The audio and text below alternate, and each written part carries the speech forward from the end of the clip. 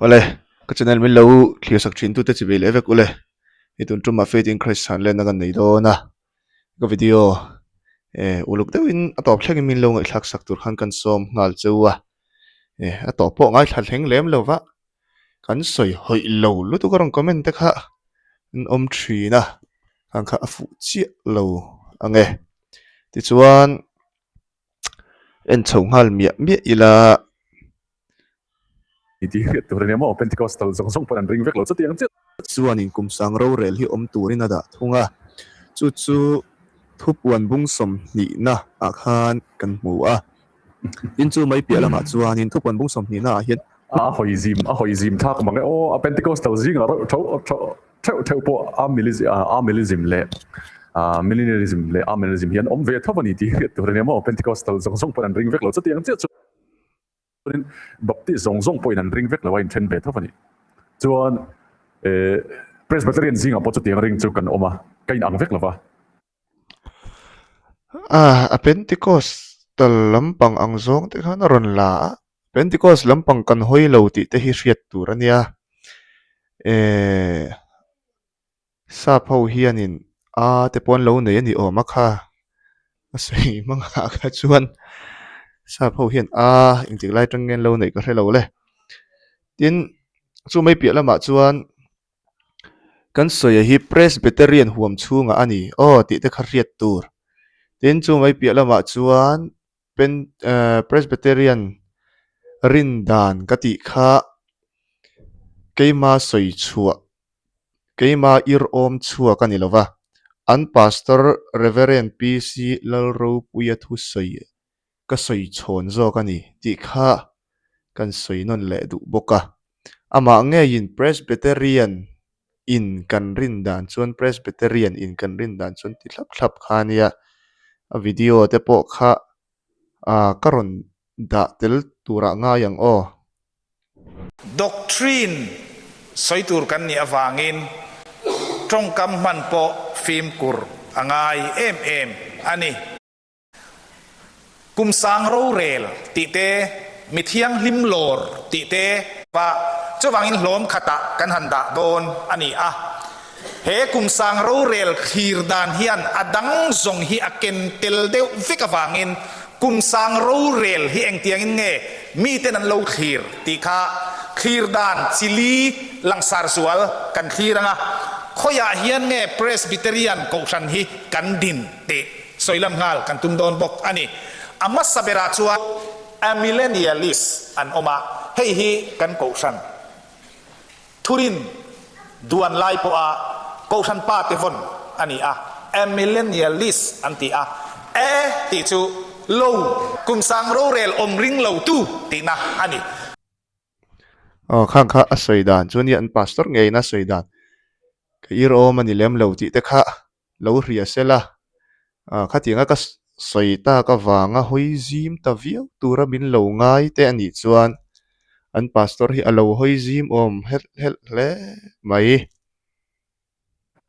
baptisma chungchanga po ani tho bo UPC rin dan ani kati top thei lo hi oma acha chan chu UPC zinga hian oneness ring zinga hian in tong khiat lo wa tong hi tong lo chu van raman kai don lo piang thar tak lo pian thar na dik tak evidence chu song khiat lo tong hi ni tong khiat lo tong lo kha chu piang thar ve lo nga yan oma chandam ni ve lo nga yan oma oneness Pentecostal UPC amo chuan then oneness Pentecostal UPC ve thosi ma se tong khiat lo tong kher lo point tong khiat lo don kher lo point iso Christa minga baptisma chan phot chon chandam ani arin phot chon athin luari ti khan om ve le chu wang chon UPC chon chu tiang ringa ti top thelo ani chu ka tiang chungchang ka chon mo ani chon Presbyterian ka a hoto shim poni mai the Presbyterian mi pakhat emo atlem zok emo ami then ka tan rin na Presbyterian pum purin na khan ada top maya kada chapani lo hei hi mo ngatinge kada chop anga asoi tlat na chan hi ka he thiam lova ama na thiam chan tum lutuk na lam te pon yanga ve pakhatina tiang tum reng te khan ni ve atin chu mai pia lama chuanin khatiang zonga nan la don ani te phei chun UPC mi pakhatina kan rin dan po ati lem lo kan rin dan ti mi lowa asoi chhuwa chu tiang khatiang chu ania UPC in kan rin dan chuan an ti mi lo po kha UPC rin dan chuan tia soi hin tam lutuk ring chu wang chuan a hoi zim thlak lo a hoi zim thlak te ron ti vel vak kha angai lem lo ti te kha a kan sei tel dua thu va noi du ve he pariak chu aha thlak don le mai thu noi le mai a hoi zau lo thak ka ti don nge atong kamana de ve ma hoi zau lo na lo ve na lo lutuk na lo ka ti ma asoka ai na te khan ron ti le ro e khatianga ka soina chan kha chu an pastor soidan ania an pastor kha hoi zau lo ati zok chu ni zel mai thowa kha wang khan om zia wa ka om lo ni ka ta na chuan mo ti lai te kha kan soi ani chu a hoi zau lo thak ti kha un ruk la ya kum sang ro atong kam ngai thai la ngai thap fat tiang che bible ero chuna in zia kan atong kam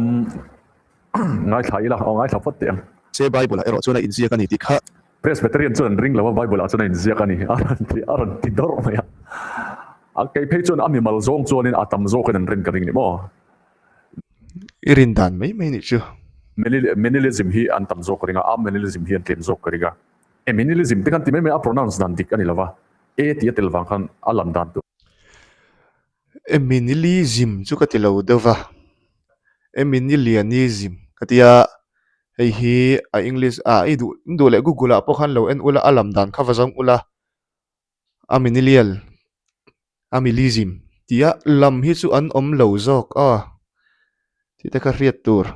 katia atong dan dik lo alam dan an ti vele ngala ek dik lai ngai english ho hian sa pho hian hian lo nei le khan ti kher kan ai chong lo minimalism ani mo minimalism ani sa pho in an nei ni su ti tu tan kan lo khredon ania list hau ngai dan chu hei hian ni hei kan ko thanina anol puya kan ko than pa John Calvin ate hawa than kha ani pon anol pu ti kha mo anol pu ti kan pom vek lo pom lo hi tu na phei chon pom lo hi minimalism millennialism hi kan tam zo to ang tu na phei chon mo reformer te tang ni zana po ka soi to kan soi non le don mi achan chu angai kan soi lo non le meng James Ace Brokers ti kha Presbyterian minister ania rong bol tu ania 19th century live elami ni kum sang kha zariat somthum le sang kha zariat som ko pasari inkara apuang na sa em kai mani ang pokam millennialism ani mo millennials ni lowin millennials ve thafani kai mani ang thau hi ni mi zo zinga po alar Presbyterian han soi chon min nice ni chu arber turang chu tume Presbyterian chon thafa ma se social media lama lar chu Dr. PCBX mania ani poina ring thafa Mizoram a page ring kan ring vek zo ong ti hi ni ring lo chu tlem te hin ni zo ong ti hin ni zo ka Francis Cover sang ka ko som pani le sang ka ko som ret pali in karami Donald Gray Ben House ti te po sang ka zariat som ko panga ti le sang ka ko som ruk in kara an puang na sa em premillennialist lampa himo premillennialist theology ama poi premillennialist theology tin ama poi ai ko heng ni mo a ring ve chiang chu Presbyterian rong bol tu minister thofani John Samuel 8 kiloji anti sang kan zariat gy anti kalam diknge kiloji ti kalam so chumen thati bula sang kan zariat som thum pakole sang kan zariat som ko vela ami tho Presbyterian ministry thoni ani phechu India rama missionary area India missionary ron kalmo Presbyterian minister missionary chu papo chon ringa chu wang chonin Presbyterian chon chutiang an ring ti tlong si kha ani lovoni mo ring to hi kan tam millennialism hi mo Francis Kafara sangka zakwa sompani le sangka zakwa sompri le pali in karmi Presbyterian minister le thafani alar chin hawani kan soi alar lo tam takan lo om J Burton Payne sangka zakwa sompi le pali sangka zakwa somsari pakwa in karmi Presbyterian scholars ani mo ani page scholars ani page scholars ani mai baka apologistic a defend tu mo keima ani angani chu rin na ron defend tu mi te niala diklo lai te ron niala ron phor chuaka ron defend tu kan diklo lai min an soi chon lo tang ve vat tu keima ni kan na kan thong mo kan chane lang chi chu tiang ve tho chon lo defend na sa em ani tu nge kan ti chon Presbyterian premillennialism ring tu thawat ni mo millennialism po hi an om ve tho wang khanin Presbyterian zinga ani hian ringa arin dana diklo ti se kan thra thiam lo tu pani ma se ani Presbyterian zinga ani hian karin dan ti ni seng chuanin ani hian arin dan chuan kati mayang chu tiang ni lovin Presbyterian in kan rin dan chuan ati thlap ani tin chu mai pia lama chuanin thurin sei tur kan ni a ti te pan a tir lama khan a soya lakina video te pawh karon da anga akara hian karon danga keima ir om ani lem lo ti lai te kha lo riat tur chutia nang ni ang dewa UPC chuan ti ching kha kan ni ve lo ti te kha riat tur chân Presbyterian ho chân tiếng chân ringa tit long ai pu naka anna devani ka pu chop chewon ni lova nang ma ni in soida ama in soidan zo kani ti te kha ani yo kan lo pa ma chu ni tin kan lo sang khat se ani don tin ani lo mo kum sang ti chu thil tam tak soina ni mo sang ti tu nami kha I ka katani kumsang ro re chungchang kha soi re reng chonin I tam tak kum tang tak seina ma se sang khat ai so claim thelo ti ka riat phot tur kum sang soi to chuan number soidan number tam zong soidan te hi apung tul man lai chon claim ani ke la chon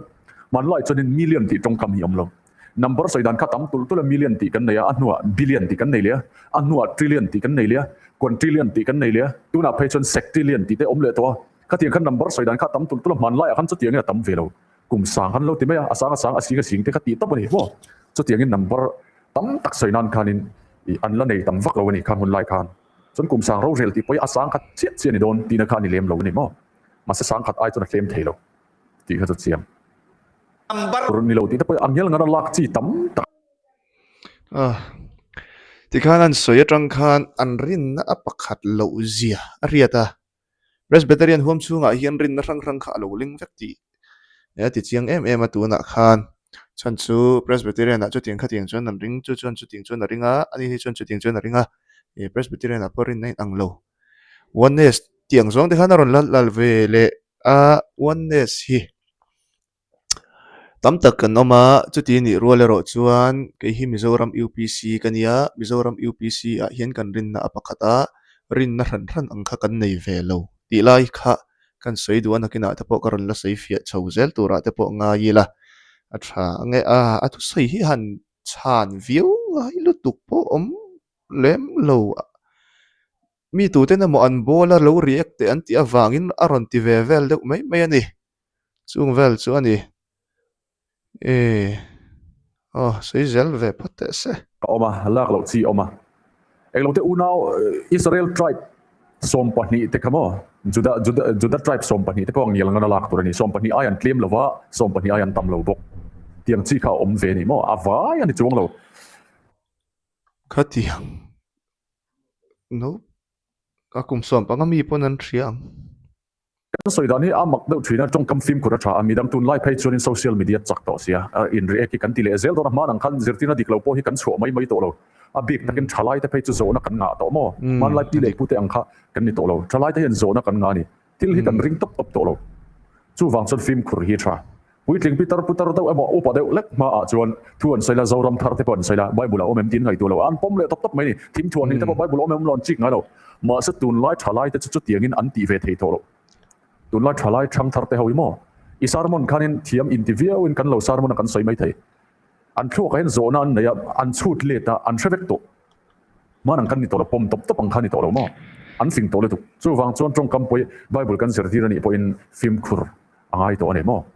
kai tur thuk noi khat sing li sang li chia hi van ram an ka yang em noi khat sing li sang li van ram khai to khalai bible chang ka achier lo ni hi ka ring top ke chon mo ka ring nge top khami chung chang ka anam boran soi chau kha hiani ka ring a bible chang achier ka ring lo shim kan Presbyterian pui pa yan mo ava musit ve an pastor ania tlem chuan za nalan tir ve de ulek tur tianga chuan mani loina ko ran pastor khatia va soi tak chiam a khathil trul ani lem lo ani hian alo resual ve pala alo resual pal te pon yanga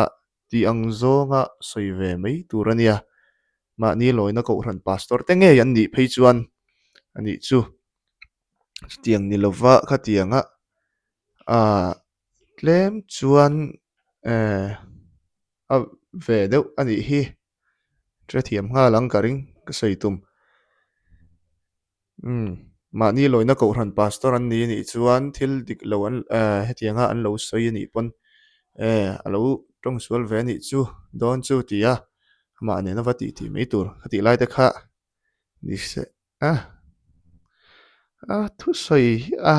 min ron counter na vak po om chuang bok silo ka ring lo rem rem a soi dan atang hianin ข้าขจุ ready fani lawani noi kha singli sangli kha noi kha singli sangli chon kai don lawa tribe tin atang Israel tribe tin atang ron lut tur kha omani mo Christian ho ka soi lo ra da ka Christian ten lo Israel ho tribe atang ati lo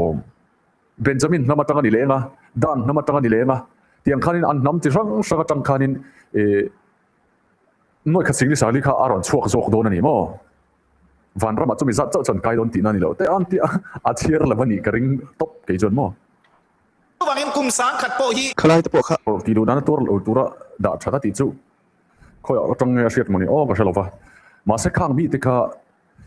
khang mi te chan chu an ni le khan juda mi te chan chu an ni le khan she om na na sat o hela hi kan soi bel lokanga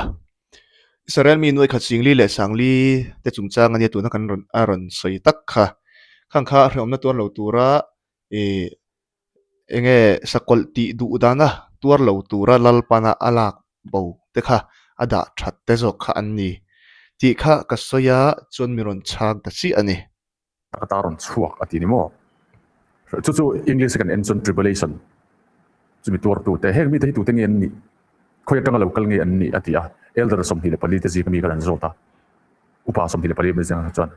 te khan an zota ti hian chang ta heng mi te hi ri om na sa ta ta lo chuak te an ni an pon chu beram no thi sanan silfai ti kamo chu van ram ju da mi van ram ron kai le ten ni mo ngani lo va arin dan ang กันละโลก็สันหุ่นฮี thil hi ris pop pop thin lo turania athupuan inan tiang thupuan bung sari na hianin kan hmu Israel mi noi khat singli le sangli ada thattur kan hmu ni chumi hnuwa chuan thupuan bung sari na chang kuwa atanga kan chiar chuanin zudami chungchang lam kha asei to lo chung hnu chuan ka han ena tin ngai te mipui tam tak tu ma chiar sen lo nam tin zinga mi te chitin zinga mi te mitin zinga mi te tong tin zinga mi te puan var sin tum kaw kengin lal thut pha ma le baram no ma ding ka hmu atiani khalaya kha zudami noi khat singli le sanglia khan a faith in Christ a hian an ron pu deuh pop popa a fu chi lo thudik kan zong atiang deuh khan bible ina azia dan thudik ani ni chuan Israel mi noi khat singli le sangli ada bo te kha khang ho kha shom tur lo tu sakol ti du da na tur lo tu ralal pana ada that beram no ta na ra masa ania chung ho chu ada to nuwa khan nam tin zinga mi athupuya poti thlapa nam tin zinga mi te kha an ron in lan le don ani chumi hnuwa chuan ani chu chuan chumi hnu an ron in lan le na chuanin upa khang ho kha ti hian kan enzel chuan kan hmu thupuan bung sari chang som le pathum kan en chuan tin upa zinga pakhat chuanin ka han ena heng puan var sin te hi tu te nge ni khoi atanga local nge an ni ti in min bia tin ke chuan a hne na pu nang mani hria alom ka ti tin ani chuan ka hne na heng hi hre om na sa tak ata chuak ho te kha an ni an puan te beram no thi sena su in an ti var ta tia hre om na sa taka ta lo chuaka ti te hi Israel mi nuai khat singli le sangli hi an ni lo ti kha faith in Christ hian lo hria sela khami hnuwa khan nuai khat singli le sangli ho a soi hnuwa khan nam tin zinga mi a soi le ti hi lo hriat bel bok ro se hriat bel chi angai ni chu thupuan bung sari na khalo chiar sela life te na ti vele tangala za thlak เทียนลลร tu te na mon lo bol phuan deuh amoni chu ti mei tur ani min an ron soya tu te mo chiang nial vak lo ma ni thurin kalin an soya ni ti por he chuang lo wa pom mia mia UPC soi chethiam an ewanga pom mia mia khati ang chi khan tam lu tu ka boi thak ani he bol thein om to re su อีสัวโลกาลตังอินอินทรันได้ตกเตียนี่กุมสางร mi zong zong rin dan ani lawa rin dan ang lo ti wang khan mo oneness so choi ang veka te kan lo nga yang Rindana in anglo ti wang khan Presbyterian rindana in anglo ni chu Mizoram Presbyterian ko shan chunga an rindan point anglova amai ro chu oneness aro ti dei san kha in thu ti amin karinga Mizoram chunga UPC tunaka loina ko ran kan thur de bi kanga Mizoram UPC hi kan rindan in anglo a om ve lo ti lai kha ka sei du a chan chu an pu thei turin tum khat kha enge pre le post chung changa khan in nial na om ve Mizoram UPC huang chunga chu pa chu akau ran huang chunga kan soi fel ngal thap a pre le post hi alo om ta si chu wang chuan engzok nge pop tur ni ang ti in an soi fel thlap ti chuan a hnuwa kan soi fela bible ne na kan en kop to hnuwa khan pre zok hi pom tur ani ti in tia tu hnuwa hian post khatiang in tu manan sei chút chút to lem lova amai ro chu Presbyterian chuan khatiang ang rin na kha aling vek ti na nia ang vel mai mai khani eng wangeng oneness aron soilen kan ti na chan kan ti chuan oneness huang chunga chuan atam lu tuk ringot Mizoram chunga ringot ni lo India rama te heta sapram zong zong hang zong zong a khan an ron huam tir ta dei bik ta ni chu tiang ani don chun 7 day ten en huam tir ta ila 7 day den trinitarian nia trinitarian theu tin 7 day a lo po ni se lekin 7 day te poron la soi chele don thawa kha a trinitarian puite soi che chiam chiam zel mai ai chiang lo life chu hian ati ve boxia za thla em mi zo hian baptist ma chung chang kha ron da le nga lang oneness trend khata oneness jing ro ro hian chan dam na lo thei ring tu oma atlang puina tam jok chuan an lo thei an ringa trend khatin lo thei lo an ringa speaking tang tong khiat lo wa tong hi chan dam na apoi mo ni ti pompol an oma chuan Mizoram UPC hi chuan tong khiat lo hi an pomin ka hria tong khiat lo hi chan dam na ngai tong khiat lo tong lo chuan chan dam na chan lo chuan trong xe lo trong lo chuan chan dam na achang lo wang ti hi UPC rin dan tia kan soina a hria ani chuan in ron da lang ro se rin thu sei lo hian a FIC kha ngan du ani chu tun lai thang thar te chuan chan dam na chang lo an tia UPC vele tho international ang te ni chuan in khang tha chuan angai kher lo te pon lo ti vele an ti na po chu ron da ro se a FIC kan du tun lai thang thar kan nia ke ni chu thil hi ani na ang thlap thlap approve na thlap thlap kha kan du ani chu in oneness Pentecostal ve tho Pentecostal Assembly of God ti tamo oneness thovan ni ain ang chi an ren dani ma se an ni a chun nen khanin chan dam na lo thele wa po an ni nen in kara point ang le wa chu wang nga tinge Mizoram UPC in karieka Mizoram UPC ni lo kha asoi tak chiam mai le ti te kha karil ruwa lo ma kha tianga kan ti don ni chuan trinitarian rin dan zong zong hi nang lo vek in ang lo tam rap thlak uchuak bon tora le top ani mai nuang zuwa ya di kha chuan apum puin an ring ti na khana ti tap thelo so wang chuan amele si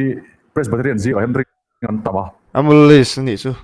ke ni mi zo zinga phei chuan ring hi kan tam zok hialang ti ni mo ani chu ring lo ni maya mi de na shil alangai zo ka mi dang hena kan ring ani ti mi dang hena shil ka alangai zo ko ni chan chu le in pastor soi nge faith in Christ soi hin oi don in pastor chuan in chu tiang chuan atia faith in Christ chuan chu tiang chuan atia in pastor hi ami mol chuina chua sa thla khop mai pastor ta na po hian ama rin ang ring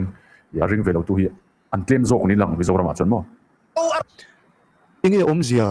kumsang ro rel ring lo tu wain an in ti box ya Presbyterian kha adia Presbyterian hian kumsang angyal ngana ring lo tu mo chuan oneness believer apostolic tho zinga hian tuna rin ang ring tu hi an omani amai oneness believer Mizoram UPC a rontiro Mizoram UPC pa in kariek oneness believer kovel huwa pa an tam lutuk ringot ti te kha kan sai ani chu khatia huang han ti zo wa life na ania midangin an mu naw te po hlaw ania nga khatianga an ti kual vak dana khan rin lo wang mai khan oneness apostolic ani lo tinan lo isu minga baptist isu minga ti pale fa pale tharau thiang hlim ring lo isu chau hi pathian ani pa po fa pa po tharau thiang hlim chu isu ni cho UBC tho ani chu oneness apostolic tho zinga cham tu na hian kum sangro re lain chan dai to lom ti ring tu om ve thawani presbyterian chian ni lo ho oneness apostolic ho dan ring ta ni chu Trinitarian te po ti ve lo la oneness iti ro chuan Trinitarian ti la Trinitarian zinga phei chuan in ei tam lu tuk ngai na om lo kan dang ren a ring le ko kain then oneness sung chan te kha ron so ya oneness a chuan isu ni tin ring veka isu hi pathian ni tin ring veka chu ti rual chuan Trinitarian a chuan isu hi pathian ani lo wantia a thenin isu hi pathian ani antia a thenin isu Krista hi Mikael ani antia Trinitarian ing Trinity ngin rin Trinitarian ring ro lalpa pakhat rin na pakhat ya FIC na sei a hi chuan in om lo chiang bal mai ni hi a Trinity ang zonga han lak don phei chuan chu wang chuan a khatiang han ron ti fo lo se la tha nang ma ni pon om tho to re om kan ring nge om ziani ta tin oneness apo chu te tho chuan an te nge om ziani ve ta oneness zinga pon Mizoram UPC ron tira Mizoram UPC a ran ring kan om lo e kan thuring kan hrit lo teng che he ko kan ko ran thurin a khanin ti hen kan zia ka he ko ran thurin la in nga na bulpui ber chu pathian pakhat chaw oma mingchulal pa isu ani ti le bible in chandam na fam ki mati sim na te sol ngai dam na nalal pa isu minga tu yan hima in baptist le tharawi na tong ti rang zela tong hriat lo wa tong theina telin tharau thiang hlim baptist ma hi ani rin na mun khata kan luan za ma chu tharawa in pum khat na kan zong fowin in pum khat lo na thlen the hiala an ngai dan in an lo na in helo sam turin kan unau te chu kan zil hau tur ani kan tia chu wang chuanin imma ania hi chuan rin hran nei hi kan om lem lo wa tin rin hran nei tum man lo om dewa khating an om an nia kan hriat chuanin kan han ti howa ti khana dik zok keima ani ita kan pom tur zok bible atangin ni chu tu te emo theory at vela tanga han ti kha kan ni ve lem lo ti kha kan sei du ani chu kan tho se mo PAW an ti ma ya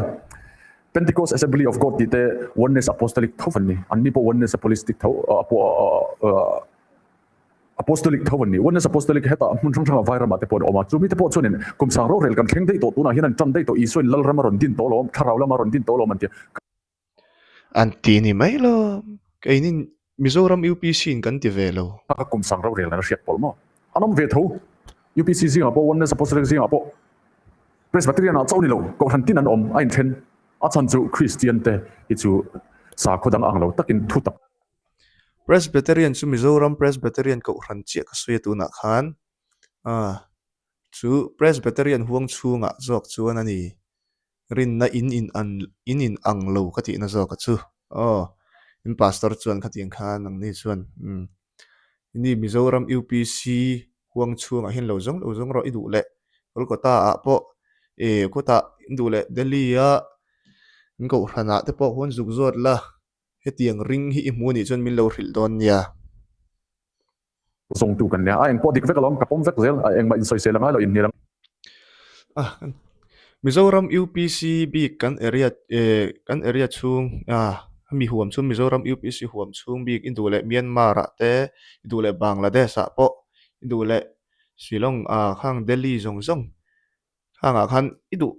na kalkual la Mizoram UPC bi ka hian chutiang anga ring kumsang ro rel om lo tur le kumsang ro rel hi tu na tangin kan tran te to alom ti ilo hria ani chon min ron hril nge yang che khatianga ti don ro ani te chuanin affect zel khan ma do ka pom vek adik vek ti chi kan de velawa thu dik tak du mi thu dik lo dot ho mi be chi kan ni mo thu tak zo ti din chan trun du mi kan ni Christian ni mo chu wang chu he tiang hi chu om zel to nang ma ni zinga po om ani khelo mai ni khamo kumsang helangai chu mi tur chon zirbel din chan trun du mi kan ni Christian ni mo chu wang chu he tiang hi chu om zel to nang ma ni zinga po om ani khelo mai ni khamo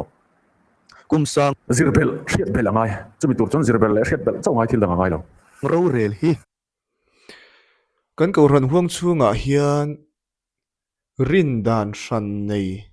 hreturin zirbel a eng chunge mo ka zirbelang o hriat bel a eng chunge mo ka hriat belang o a ka lo hriat bel ngai te po omania nge ani chuan ka hriat bel thei turin kan ko ran chunga a hria chu ron show off ro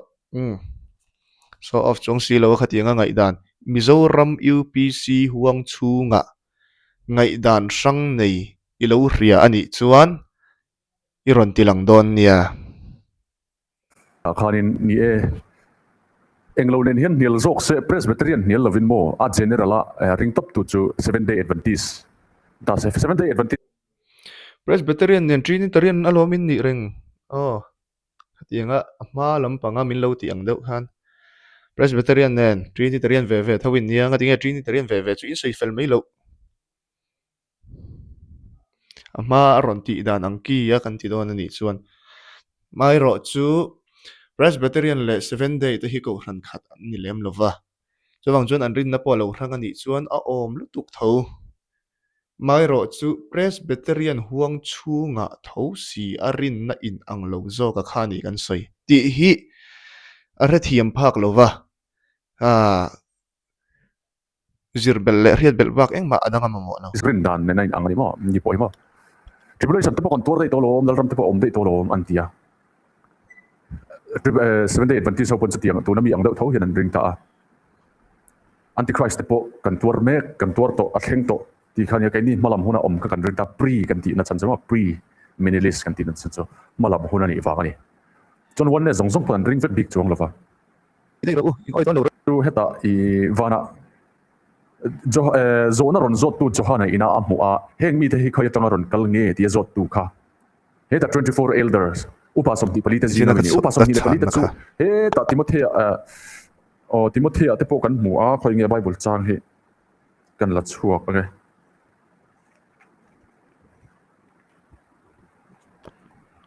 ro ni chuan bible kha pe ula in ngai dan khan kal lo lo ula bible in ziak oi du chuang si lo bible ring in ti hi om zia om lo chu wang chuan bible in ring don lo ri ani ro chuan bible ziak hemi hi chu ti a kan pom don lo ani ro chuan bible kha mang lo ila ma ni ngai dan in kal lo ila chung te chu a fu trong kam zoi deuh te na trong ma se na deuh si zoi deuh a trong tan te a thiam ve ani ro ila de kha sei du a kan va soft thin ve o trong kam na kan mang thina mi va el sen na le mi va ti el na trong kam kan mang thina ni chuan an ti let po hit dol tur kum sang ro rel hun chu anial he chu ke ni pon kan pom pui lova ma se anial na hi dik lova a pom lo ro min hial na tur a renga lo a ngai tu chop ni deuh berin ka ria a tu te na ma YouTube comment na vela an lo comment kha atak tak moron in ti in tu te ma bol thei khan an om ve hang vel zong kha ni ka video react lo ta chuan nga mo vela khan an nga yang ti hlau deuh chung si khan an ron react ve vel mai ni eng ma fek pa ngai tak nei lo van a pom lo dan le aron nial na ka adik lo vele chho ngai ke ni pon kan pom lo ma se chu kan tan hun lo a pom lo na a tan hun man hi om ze nei lo wania ke ni pon kan pom lo ve tho vani he ti le bong ma se tan hun man le a zo na ron zo kha dik lo kan khe tam lo to ko mo orisa te hong tan te Nigeria te mo an tan na sala to ko ni mo a soi lai in kan pause lo ka nga hemi chung chang ka sei na chan chu kum sang lal ram kum sang ro rel hi isu krista khovela aron kala tang khan a in tran an dia ni atia ni tia nge o presbyterian rin dan chuan atia presbyterian rin dan chuan atia wangin presbyterian chuan ka ti ani zok chu khalai kha kan sei non le du a ani hian kumsang ro rel chu lalpa isu krista khovela aron kal atangin a in tran atisia chu kumsang ro rel lo thleng a chuan kumsang ro rel a in trana kha a in tran hnu loka kumsang ro rel na a ron tel ve te zinga khan lutan te Isua Krista ming awanga ri om lo tuar to te Isua Krista ming awanga ti du da na tuar to te khang ho kha kum sang ro rel in tran na a hian an ron lang ve a ti chuan chu kum sang ro rel in tran na a chuan chu tiang ho an ron in lan ani si chuan Isua Krista khovela alo kal khan kum sang ro rel a in tran ti in an soi si a chu ti ani si chuan Isua Krista khovela alo pian atanga kum sang ro rel a in tran tak tak ani si chuan Isua Krista lo pian khan Isua Krista awanga lutan te chu khoya nge Isua Krista awanga hriom lo tuar to te chu an ron in lan ta em ti kha ka zo na zo kani kha kha a re thiam phak map lova adu du khan min ron po kwal ta vel mai ani thiam chan tum na vel mai ni a re thiam phak lo Nigeria po Christian Muslim howilan tante om tawni tuna po hian Orissa te po kan mania te po kan man ko te po an tana an thatan hal hluma an om lo kan ti lo chuan a video ngei po mu tu ro mani YouTube in a take down zena Instagram vela te chang chu alo lang le thina an te company nan take down ma chuanin ka tiang an WhatsApp aten thon kola an luan tan kha tam lu tu ko ni chu kha man tla ka ni lo mo lu tan chu tu na pon tam mani man Christian homo an omreng kha irin lo na chan iron hel na kha lak tla ka ni lo fani kha chu mai tu na om ol som lu tu kang che kha chu mo an mani chan tu ra da ila kha chu ka chan tu ra da lo vela chan chu ke pon ka ring ve thawa ma se aron zo na kha anaw lu tu ko ni ate naw lu tu ko ni chana ol lu tu ko ni chu a video pon an hu thei ang che khongai takin a video min ron hu nge yang che Isua Krista khovela alo pian lai edi le bc in kar lai vel ti an tia chu ti ani si chuan a edi pakhat na a po ni se khati hun lai vela Isua Krista ming awanga lutan te tharau an ron in lara chung lutan ho tharau ron in lar tur an ni si chuan bc pahnih na emaw bc pangana chhobor vela lutan an nih duh hmela chung ho an lu an tan lai bc hun laia Isua Krista ming awanga lutan te Isua Krista ming awanga ti duh da na tuar te video chumin ron wong che a video ngei pon an lutan te an pai an taksan ruang an pai ten lu te hetiang an khaya Christian ho mo a om tawni vairam ngei a pot thengani Isua Krista khovela aron kalma in Christian an la omlo ti hi kan soitel du boka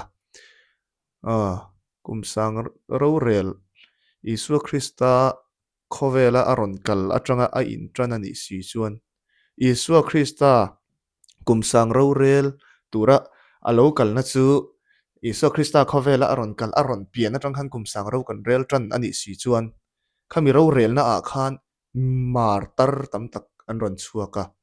kumsang ro rela khan martar tam tak an ron in lara chung martar te chu tu engwanga martar te nge Isua Krista minga wang vek Christian an dia wang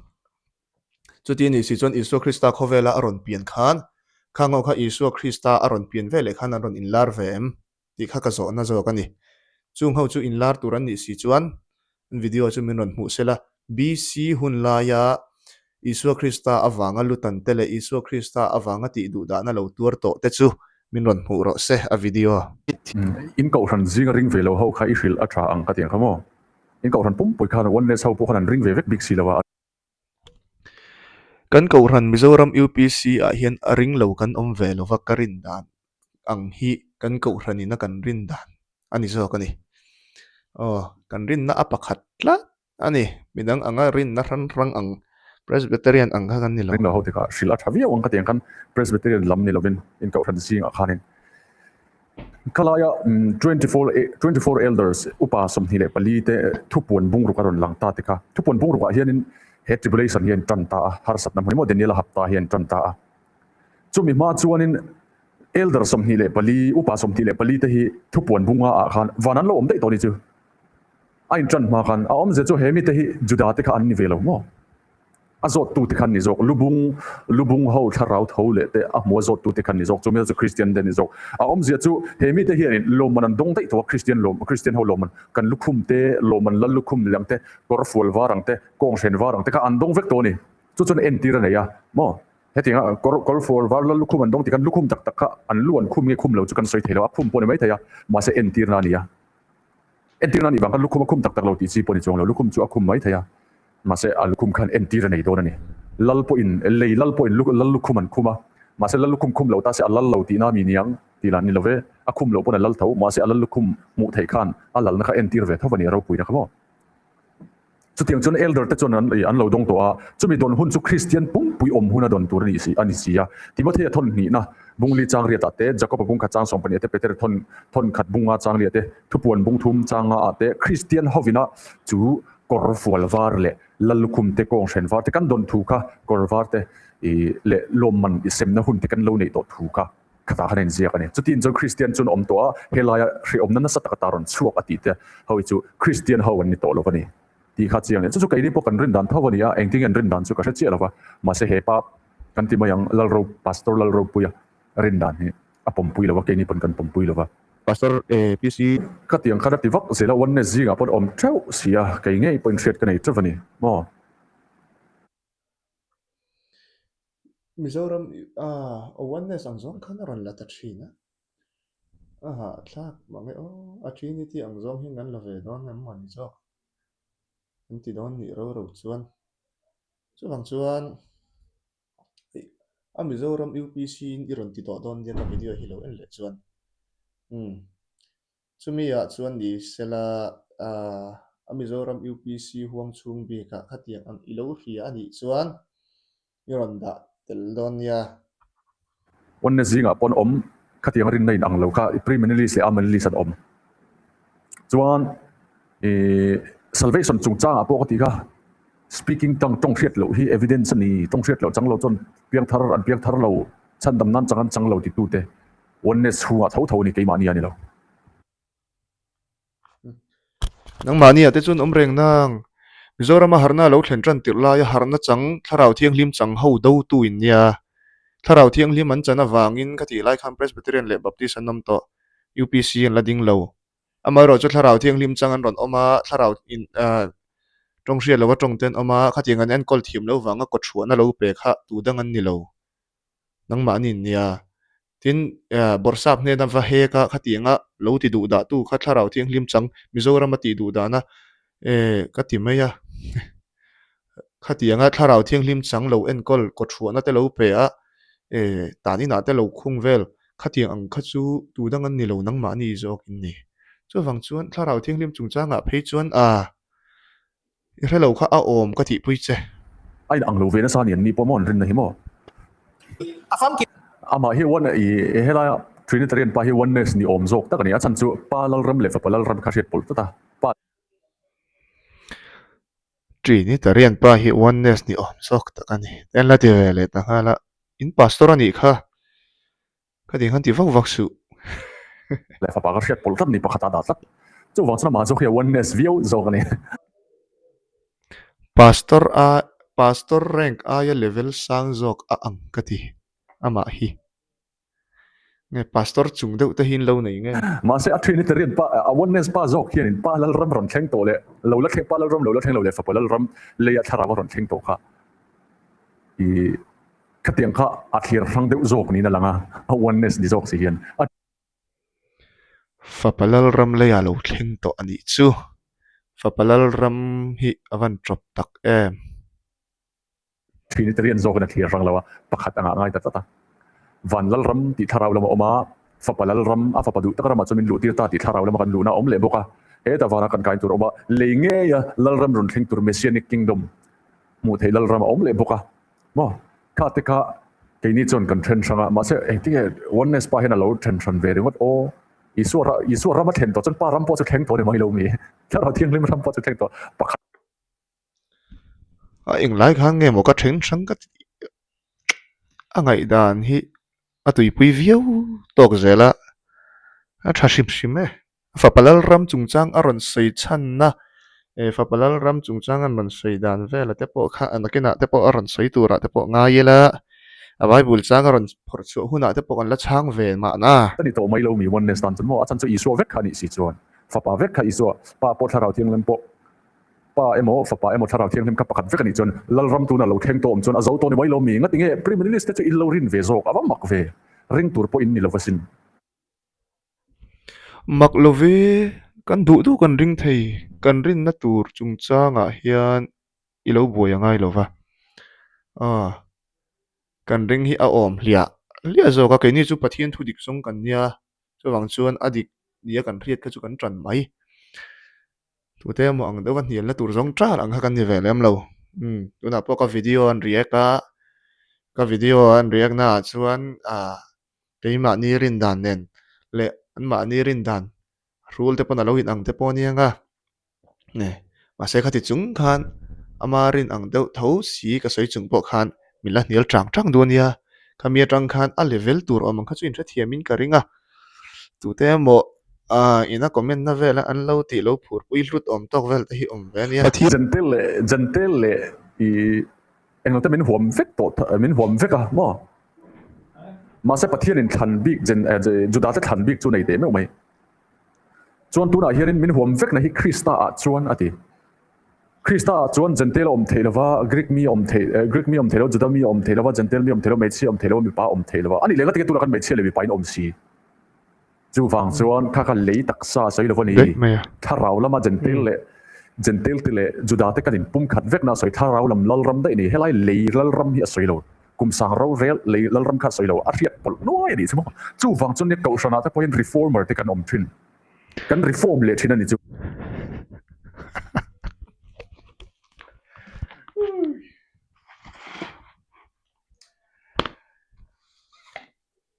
kan chiar te ang bible ah hian kan chiar anga a fia tura nga yang galatia bung thum chang som ni le pa sari le ni riat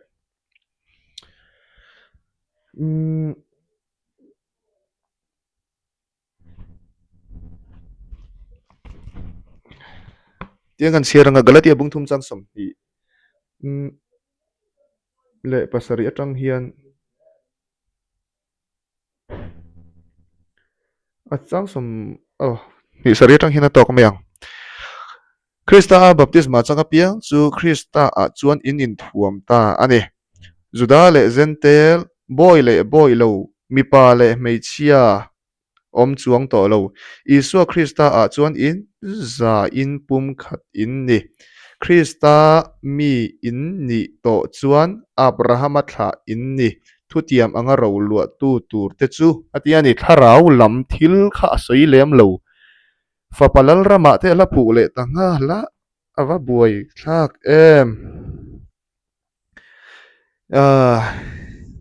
thil hi aris huai in ti sia khiam sala ris huai berain thangila tha hemi chung chang hi engwangin nge tir ko polan alo soina chan kan ti chon galatia kho mi te hna hian tir ko polan lekha thona galatia mi te hi juda ron piang thar an pian thar to nu a thuthlung hlui lama lung leng le ania thuthlung hlui lam pang dan zom po alanga yang ati ka ti anga soi thin kha ania chuwang chuanin dan le thutiam chungchang te tir ko pola khan an ron soi zela chumi hnuah chuan boy le fa te ni na chungchang ron soi ta ni ta chuan thutlung hlui hun laia mi kha sinai tlang dan kha chu hagari laka tanga lo chuak ania kha chu boy nu laka mi tia ti khan an soi zela tuna chuan thutiam anga ro lu tu kan ni awangin chu boy nu laka mi kan ni to lo fa ni na tharau nei tu kan ni jok thu chungchang te ron soya tin thutlung hlui hun lai khan mipa le meichi inkar ala em tin chu mai pia lama chuan mipa in ser antana meichia in khami ser watan vena tur kha a om to lem si lovani chu wang chuan mipa le meichia inkar kha kha tiang khan thutlung hlui hun la ya chuan adan chungchanga emo po ni sela chu mai pia lama chuan a in thoina chungchanga te mai pia lama po ni sela alalpa ne na anin kara thuthlung zom na chungchanga po khan ni sela khatiang khan ani mi pa le pheichia kha dang tleta tin kan soi chun zom zelanga bung thum chang som ni le pasari na kan en chuan chang som ni pare na azok juda le zentel om thi to lo te juda le zentel anin kar a dai dan na om to lo thi na nia chuanin juda le zentel boy lo atia kha boy lo chungchanga po omji om to lo engwangin mo baptisma an channa a chuan in ang khat vek thei to wangin tin mi pa le hmeichhia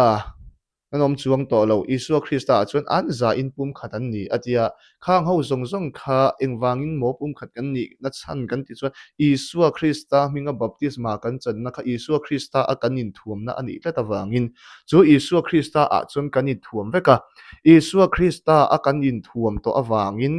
baptisma changte kha Isua Krista a in thuam an ni awangin chu Isua Krista a an in thuam na a zawk chuan Zentel mi an ni emaw Juda mi an ni emaw Greek mi an ni emaw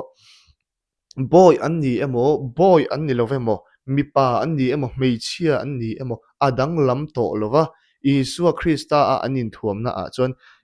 tian an soi chhun zom ta a Isua Krista a chuan an za in pum khat an ni ti ta dei thung ani ti lai te kha hriat tur thlarau lam thil Isua Krista lalram chungchang a soina ani lo ti lai kha an soi ani chu kan doctrine hlui te kan han en non le ti om reng ania kan ti tur reng po ni bok manan rin dan lom ti wanga om top tur lo Christian chmo thu dik kan zong ni Christian chmo dik zo kan ya kan sui adik mo dik lo bo in Calvin an lo ring to lom adik mo dik lo khami kha kapom tlat don ti ringot kha ni lo mo Presbyterian chunga po chi sang aron ke dar le UPC chunga poron ke dar le 7 day Adventist support the Church of Christ this is 7 day ta chuak thawan ni 7 day ni in ang khat tho ne ma se dik bi ka enge 7 day dik le lo mangan ngai fa kan an reform le an siam thar le the Church of Christ ter chuak le ka usan tin kan nei vek tiang khabo Presbyterian so ani lo Baptist sapom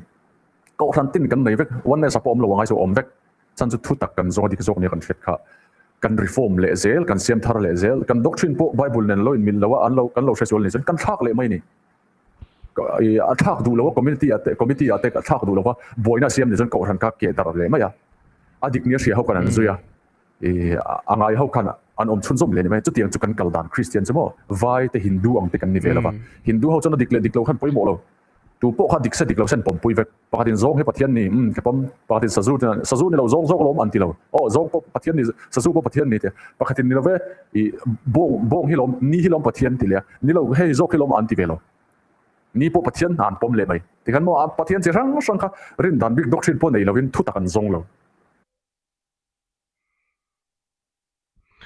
a Hindu den te poin lo in an chu a I soi fia ta ka chuan ka ti ta te wara Hindu nen te po chuan in lo in ang hle mai chan chu tun huna po hian ni sela kha Isu Krista local le na chungchang mai pia lama po ni se kum sang ro rel chungchang a po in ngai dana in ang lova soi fel tum minom chuang lova Presbyterian huam chunga ka dinga han soi fela hi zo ki Presbyterian rin na ani tia han puan chho tur kha in nei chuang box si lova tin chu mai pia lama chuan ni sela khami lo dewa po adanga po Trinity chungchang a po ni se na chinai ron sai ang deuh zong sazu khati ang chi zong thian pom zel mai tiang deuh khan Presbyterian huam chunga po Isu Krista hi pathian ani ringten ama Isu Krista hi pathian ani lo ani chu mi hringa lom ti polan oma tin chu mai pia lama chuan Isu Krista hi nge fapa pathian ania dia tam tuk a thenin Isu Krista hi pa lom ti polan om tho boka Presbyterian huam chunga khang te kha soi fel ro u nangma ni zo khan Presbyterian chunga khan chumi hnuwa chuan midang ko ran dang bei chau ro u rin na rang nei chung khan in tia in om zia vak lo zo ka ni mi an pom hia pia mai ni vai ho chan mo ma sa Christian chu kan ni velo in ang deuh rang ani chu tak kan zong ani ma chu wang chon kan ke dar trin kha an thril le kha ram zong so chan chin tha thril na omanga chu mi huna chon top na thleng ang ti ka mo Isro local man gospel khong ai na chan chin try kan thrilang ti na ni lo mathai kan hu ka mo chiar cheng la ram chan chin tha ti dai ram chan chin tha ti lovin zero ai ati ve mai ni hi ram chan chin tha tia chu chan chin tha chung chang tir ko kan korin khuami te hna tir ko polan lekha thonna khan ti hian a soya kan lalpa Isu Krista a thi a phuma a oma a thole na chan chin tha atia chu chan chin tha chu tin chu ram chanchin tha ati apo khani sela kha judai ram vela lal isu krista a chet thlat na chu cha khovela alo kala athia phuma a oma a thole na chanchin tha kha chanchin tha tho kha ni ram chanchin tha ati hi adanga hriani chuan bible verse nen min ron thil ro se korin zia kanwa en chuan kan lalpa isu krista athi a phuma a oma a tho le na chanchin tha chu atia chuan aziak dang kan en le chuan ti hian kan hmu a chuti chuan keimah ni zinga mi emaw zol nein emaw van tir ko van atanga lo chuk po ni sela kan chanchin tha hril ang che uni lo chanchin thadang ron hril che u sela an chedongin omro se ati bible chuan chu wang chuan ani ina chanchin thadang a hriat chu ron soi ro sek tir ko pola te zirtir na ang ni lo chanchin thadang a lo hria ni chuan kha chanchin tha a lo hria ani lo chuan a tir ko pola soi ang kha ani na ni meidona ka pu ani lo chu ram chanchin than thil don is cross a khonga ya chan dam na chanchin tha khan thil to don lo chan chu chu bi ho zong zong chu lor chho vek kan ni to khongai na khong kharan khar to tu na kha mi ka chan ram chanchin tha ti bi khirani mo ram chanchin tha khan thil le don leya ram van ram din le na tur kha khami chanchin tha khan thil le nga chon messiah an pom le don ani mo cross a thia min chan dam ani ti pom ang le lovin cross kan aya thia ka pomani ka thi aya thia thole a ka pomani tiarin wang ni to lo messiah rim shrim kha an lo poman rin to wang messiah an nol kha an pom le ton rin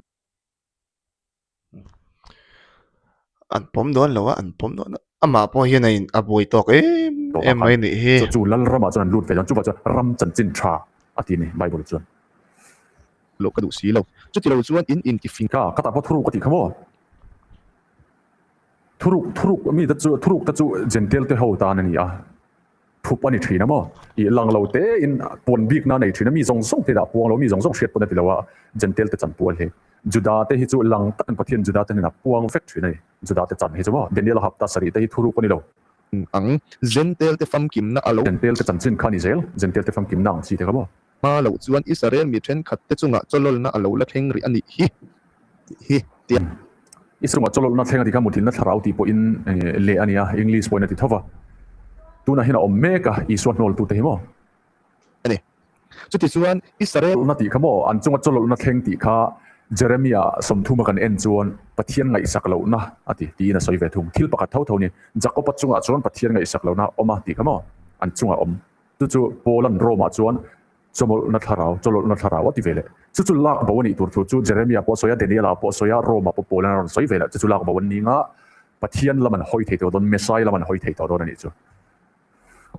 presbyterian rin na chuanin chu ani presbyterian rin nan tile taw za poi love a soi ve thei to nga yang ka chu 7 day avako ka soi ni lo in pastor soi ani ti te khariat tur ati nge ke ma phu chop anga angai tlet anuwa baptisma chungchang ka ron riak le dona a soi chona ka soi chona om dani lo en don nia 7 day ho in chu tiang chon ring mo 7 day ho ring dan dik tak ani kha a om bik don lo mun khata kan tor vek tu na po hen kan kal me kan ni tribulation nan tiamo lo vele thunga bible verse rom bung ka chang som progress som bore khan etira soya I am not ashamed of the gospel of Christ, for it is the power of God unto salvation. Come on. First for the Jew and also for the Gentile. First, so 19 moti Poland. Rom bung kat na khan som pasari na kan la som baru. First ti chung masa. First for the Jew ti chu juda te ta na masari. Mo. Chun juda te ta na masak lai khan tui baptisma pon changani.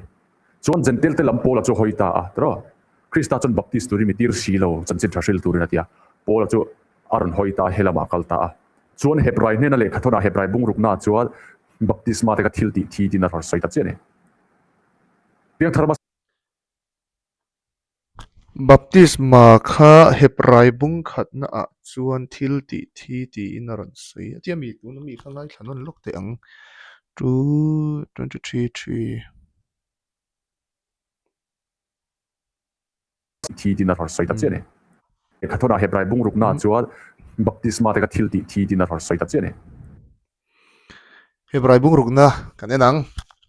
thil ti thi ti in baptisma hi asoyem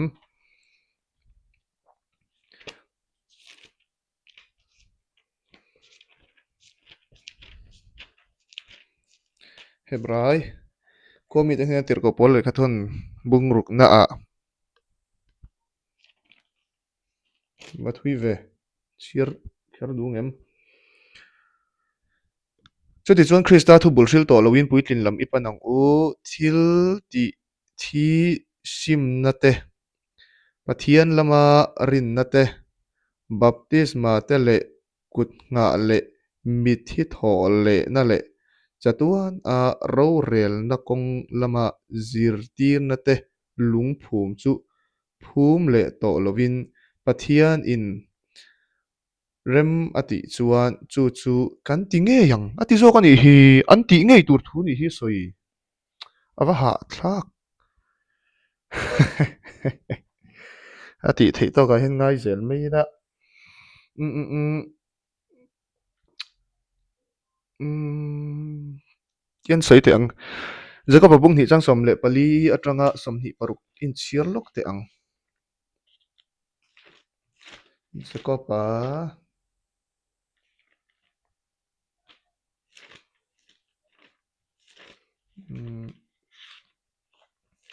valum ve jacob abung ni chang som le pali hian jacob abung ni chang som le pali ya ti hian kan mu ani ka u nau te u mi in rin na ka nei ti ma sela thil ti anei si lo chuan enge so tang chu tiang rin na chuan ama a chu tiang rin na chuan ama a chandam theim ni kan da hla de ule ka kan chiar sul chu u nau pa emo u nau nu emo saruaka omin anni tin chawt la cham sela tin inzinga tu in emo an hne thlamuang takin kal ula lum takle puar takin omra u ti ula taksatana thil chak khai chu inpek si lo chuan enge so tang ati ani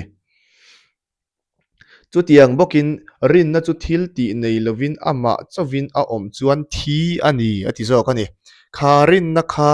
thil ti in azui chuan si lo chuan chu rin na chu thi ani ti hian bible hian a soi ani zawk a baptisma a kha thi ati lova a rin na zawk a kha thil ti in a kalpui si lo chuan thi ati zawk ti hi bible a kan hmuh dan ani a baptisma kharon soi thi kher kha atum ve thina a baptisma chungchang te po video dot le kan hmuh don tho khamo ani mi tu in amo nangin rin na inaya ke in thil ti ka nei ani irin na chu i thil ti tel lovin min en tir ro ti in ke in ka thil ti in ka rin na chu ka en tirang che pathian chu pakhat ani ti ring ani mo i ti tha eram huai te point an ringa an khur thina sin ati ang ti ani chu wang chuan rin na chu thil ti tel ngei tur ani ti kha rin na thil ti le thutlung hlui hun lai thil ti te kha tu te mo hian an hriat pol ve khang te khan sei ve thina piang tharma sa te ka gentle judaten an changwa support first for the Jew and also for the Gentile tu na po hian judate yan piang thar thelo di lovin a juda ming ni na angin mo a juda pumpui a ming na majority chuan juda ho hi pathian khelawan ni masa juda ji ang kan piang thar peu chuan om ve tho mase a juda a majority ang a juda han to topin a juda sa khwa bikin pathian an hretolo pathian an nol to chan tam na nol tu iso nol tu pathian nol tu ten ni to ati chon juda ten tan ani masa a juda ten ani masa lai khan tui baptisma pon mangthri an man na chan po kan soi vek do zan tanga khan e tun chu soi ngai lo ba ngai la tui baptisma ka tigan lo man bi kan ni kan tigan gentle te tui baptisma ngai to lo ti ve ka chu kan soi tam to ngai to lo ngai la chuan chu kan reng vek to tu na mi hi request nama san to ni zana khan mi pani nan request chu wanga ti gan lo ni min pi a zo kan mo mi pakhat na request to a ni zana kan ti man lo a iril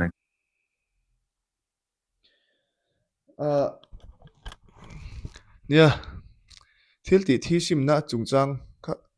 a toy te han sei le ka du a lokina thil ti thi a baptisma kha hebrai bungruk na a khan angai to lo ang khan an ron soya faith in Christ hian thil ti thi ani a chu wang chuan angai tawh lo ve ti ang lam khan an ron sei tak kha ania tuna pawh khan kha baptism chung changa pawh ni se gentle tia chuan angai tawh lo te tia thil hi adu du hi phuat chop mai zela ani chuan kha baptism hi ngai tawh lo tur ang tak taka kan ngai don ani chuan hebrai bung rukna in an chiang ang e lovin puitlin lami panang u thil ti thi sim na te ani chuan sim po ngai tawh lo ni chu pathian lama rin na te pathian lama rin na po ngai tawh lo kut na le mit hi thaw le na te mit hi thaw le na po rin a ngai tawh lo tin adot le a chatuana ro rel na kong lam zir tir na te chatuana ro rel na kong lam pang kong zir tir na te chu po chu angai tawh lo ti vek angai don baptisma lai chau kha thi anga ngai don ro ro ani chuan chu wang chuan kha athil soi tum lam athi angai tawh lo ve ti na lam kha akok lo hrim hrim ani ti te hi hriat ve tur ma ni du lai abung le achang vel toy te la khoma an phuak khom vel tum hi thil ti chi ani lo adang nen chir tel thin tur life zanin akan tini chon ni zana I request po kha nak tuk lama tiang kharin adot te ten kan kalon ne azia kin kada thavek thawa ama sale adot ka hriat thei vekani rel aron thleng don ani chu kum sang ro rel huna chuanin heta hapta nu hung zo ka lutan te tharam te kha an ron chuak don emo an mani hian soifia danan nei lo ni bik me lo mo tuna hian ro relin kan om to an tia bo an soi dan chunin hei amelizim ho hian mo ma se an ro rel dan ka tuna hian afa padu takara ma chumin chentir ta ti poka bai ban ziak ve ngai ni pathian rama chun kan om to em pathian lal rama chun kan om ton ti te omila o om to e kan om to chiang ni chu ending van ram chu in zi om ti te pona po I so kana soya chu tiang ang chi chu in zi nga om ti kha a om ve ngai ni ama I so in soina nia chu I so lal rama chun thia thole no piang thar piang chu afa pa lal rama tia chu ta chun kan lut ve le ta tharawa ke ma ni kan lu na van ram heta alo khen ke mani ne alo khen na ni lovin ke mani kan valu zok na thara tuna ka taksa le ya om chung hian lal rama om lo chung hian ka tharau chu lal rama krista in nun na chu thuru kina om sia dia polang sai kamo kan nun na kan tharau chu krista thuru kina oma van rama kom ve to reng ani lal rama kom ve to reng ani van ram tin soi thei thawa ma se le ya van ram din na taksa ngai ka om na turi kala theng lo chu an riat pola apoi ka ti pui khop mai chu wang sonin presbyterian po hi diktak chuanin tuna reform to hnuwa hian a hlui zo ka ang khala tang lovin a thar zo kan rin dana hen lut vek theila ring vek theila ka du sak khop mai an soi vel moderator hi ang ka ti thina a moderator te po an hi ama thu a presbyterian kai shuai hi a ang riau zel maya na life na nia ama channel ania awang khan ang te po ang tongkam te po kha mang te po ni oma pastor a hian thu mel riu mai pastor te pon ti deuh fok ngam khania a thave hrim a confidence chuan hei dr pc biak se ma te pon an ringa kalom puya le tanga la dr pc biak se ma aya masa a ang ta hle maya faith in Christ hi pang maya dr pc biak se ma te pon an ringa kalom pui le maya ani nan lo ring dei to dr pc biak se ma te pon an ringa te po han ti jok sela an nin an ringa ani poin an ringa chu tiang kha tiang an ringa kalom pui hle maya nào hle mai an life na chun kan nào lo te po kharan ti vele mai thea ma se trong gam kha ngai thla chiang le minol pui mi pa ngai de ulekin ngai thla sela thu soi piang oi duak lem duak lo chi de te po khan thukat vuanin ke mani ami mal chun kan in shelo na ma se ka thukat vuanin he mi chung cha chun kan kala kalom khup mai midang ho po la ring lo kan om chon lo ring ve vek toila mo reform to nuami hi a hlui ang khala ring reng lo la tuna a reform kan om to a chumi rin ang chon ring ve zok la he upc ho tak nial pon men rin pui ve kan rin pui okong ka lo chu in rin awanga ron ring pok an ni pok lo ne mi ron pom pui ve ne mo kan pom pui chu point ni lo rin na lama in da sang ve lar khol maya anh dân liền chứ khát tiếng bác khát nên reasoning này đâu là cái mà lần tí nó tụt vào này lắm chẳng đâu à chứ cần rin ăn ring về đâu thấu khát nhị về và khát chan lâu ai à bố lá ròn tí nang ni về ai mấy nu mấy nung này dai zok UPC ho point min ron pom pui to nia cho wang chon nang ni ho pe cho masa zok in nia ron pom to zok om lia kha in nia mà sẽ cần chu om ni lo a chu cái mà ni kan UPC khan kan din nu đâu lo ka khan kan pom hal ve ti te kha an sei du a ni a kha chuan mo nang ni anga về nó tur kha om sei ve kan chunga pathian lal ram om ni lovin cái mà ni zok pathian lal ram chu kan om về nó tur kha om ka kan hriat pol tlat cho oneness rin tan tur ni zok mà sẽ train it rin zok la ring tlat no ya oneness rin tan tur zok ni cho ni oneness rin dan tur hi ron ti fo su se kan rin dan tur hi ani ron sei po angai bok lova ti lai te kha ka sei du a kan rin dan tur kha ani ron sei angai lo kan rin tur hi chu kan reve lutuk tin chu mai pia lama chon an ni rin na wang le an ni rin lo awang a ring lo le ring tur kha kan ni lo bok ti te kha kan sei tel du ani chu a riak danin kai riak le tani hi in ril du te kha lo tin na du dan su lo ring ve ringot po mak a chu pa po kha iso thau ni fa pa po iso thau ni thara theng ni po iso thau ni a eng tingi fa pa lal ram bi ko ma chata pa pathian lal ram bi ta eng tingi om thei mo lo ring e fa pa lal ram bi ko om le nem pa lal ram bi ko om chung le nem ani chon lal ram ni a an chen don ti nam ni an lal ram ni te po chon khoi ange kan mu lal ram pa ni te lo mu bi bible nen ron tang ro se khoi ange lal ram pa ai ni pathian lal ram chu pum pu ya hian tu na hian fa pa lal ram om ta pa hian fa pa lal ram min chen ti ra fa pa hian min protect ka mo min chan dama min chan hima pa laka min khu moya pa laka min tlin ti ra i pa in ke mani i kan sol na wanga min just na to ro min rel sak na to laba pa in fa pa kan pa le ke mani le pa in kara fa pa hi media to rin adinga alal rama min da min protect lat da pa in thiam lo min chan tir thelo ama fa pa wangen ama fa pa lal ram chunga to min da a fa pa lal ram chunga chon ti du da na a fa pa lal ram chunga chuan ami te hi kan va him si lo ve chu beram veng tu isu ni a ke ni beram te kan ni anu pui te kan nia min veng ta kan fel lo po hi pa ma kan tling lo kan fel lo ma se isu min khu moi ze le kan in kara mediator om pa le ke mani in kara mediator pakhata om chu krista ati kamo bible krista lal ram chunga fa lal ram chunga tu na kan chu thara bin ani ma se pa po chu isu thau ne fa pa po lal isu thau khan si chon won ne sa chu tiang ram bi ko om do na mi tu na theng to ni chu na theng vek to ni mai lo mon ne zo ka chan mo an lo ring ve ring thiam mak zo a san om lo ring lo ni ve lo se an rin kan rin ang khan rin don chan mo ma ni rin na hi aringa ni ti ya ma se arin nei kha chiang arin na hi kha chiang lo aringa ni ti join kha chiang ma se arin chan hi kha chiang lo a du hiringa de hen min pu ve le ngot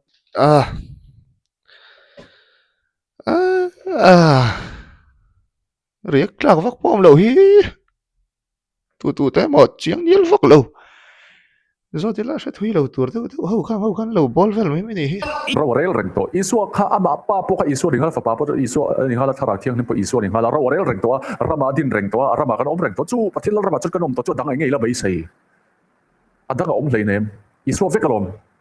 awa khan isu vekalom kai ni chon pa oma fa pa oma thara thiang ni ma om pakhat vek ani lo lal ram po mo taksa wow kha chu fa palal rama oma palal rama oma tharau thiang hlim lal rama om don ti na nia an so ti range awa khan isu vekalom kai ni chon pa oma fa pa oma thara thiang ni ma om pakhat vek ani lo lal ram po mo pakhat vek ani lo lal ram po atia lal ram po kha pakhat vek ani lo ni chuan lal ram pathum om don ti na nia ma se presbyterian rin na kha chuanin pale tharau thiang lim thebing nei lo bik le rin tur a thil ti thei nei nang tlang ro puina jong poi nang tlang vek ania chuti ni si chuanin lal ram pathum nei chu om viu meya zia viu meya a om ang reng ma se lal ram khan top thei bi kom don ti na nia pa lal ram chu top thei bi pa lal ram chu top ve thei lo khong ei tharau lal ram kan sei fia ro se bible chang ne taksa mi ka messianic kingdom eden tun bin thar le na ni a chon pa kingdom of God kan ti pathian lalram kan ti hi chu tharau lama kan va ta na ring tu emo ring lo tu emo om thei vek na ani min en khai palal rama chuan ring tu le ring lo tu po kan lut vek don ni chu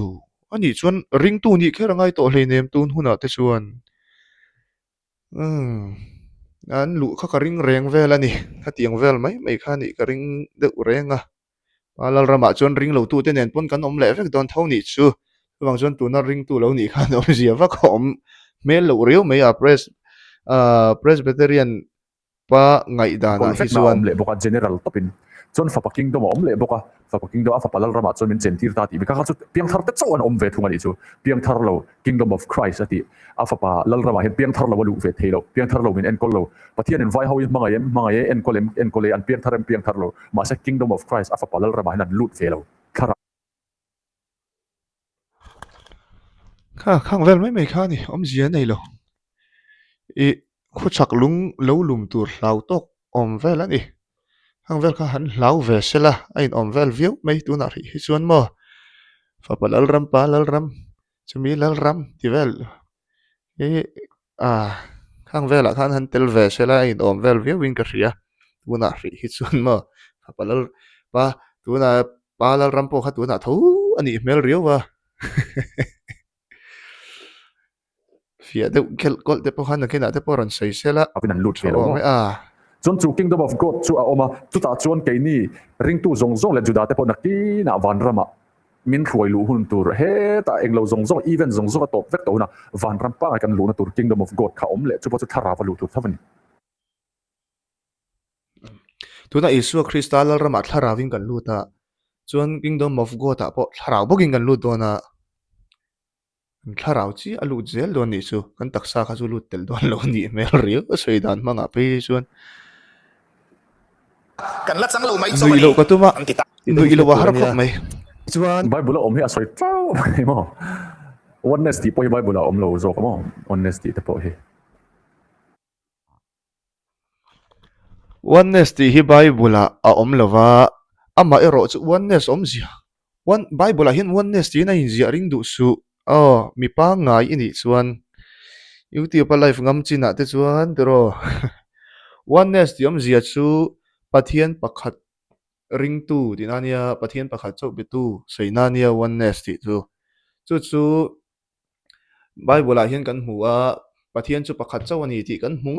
ngata chu tiang ring tu le betu te ho chu oneness ti in an sei thina ani le trinity hi bible a mem kan ti chuan om lo ve ani le asil a sei fiana pathian pakhat a minung pathum ti hi bible a om lo bok oneness ti a sei fiana pathian pakhat ti hi chu bible a om trinity sei fiana pathian pakhat a minung pathum ti ero hi chu bible a khoya ama hmu tur om lo hrim hrim